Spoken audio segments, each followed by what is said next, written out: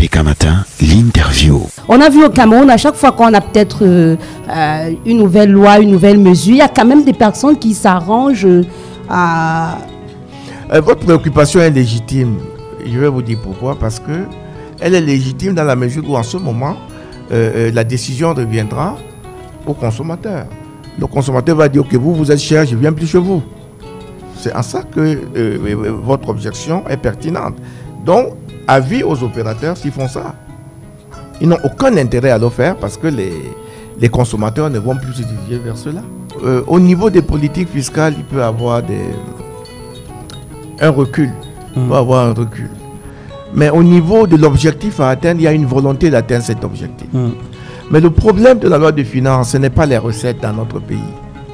Les recettes, ceux qui sont chargés de les recouvrer, s'efforcent de le faire, très souvent. Même si ça peut être maladroitement, adroitement, autant que faire se peut, mais ils s'efforcent de le faire. Le problème, c'est la qualité de la dépense publique. Parce que le développement, ce n'est pas au niveau de la recette, c'est au niveau de la dépense publique. C'est là où il y a un problème. C'est là où les gestionnaires de crédit, celui-ci a 100 francs, au lieu de mettre 90 francs au bien commun, met 90 francs dans sa poche et met 10%, 10 francs au bien commun. C'est là qu'il faut regarder. On a beau créer le TCS, ça ne dit rien à personne.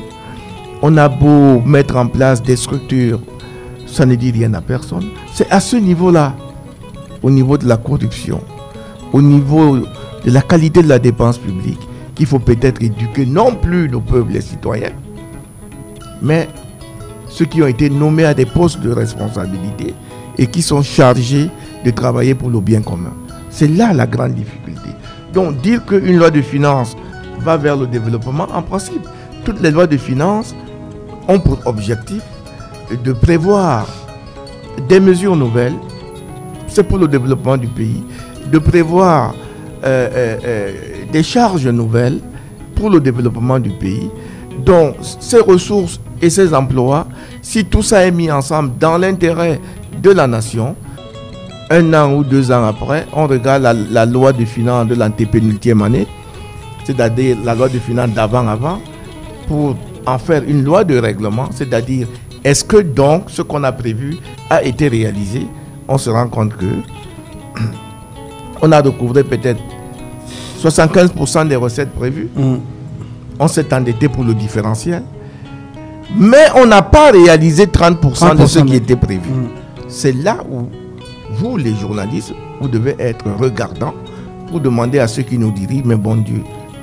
Ce sont les 70 autres pourcents.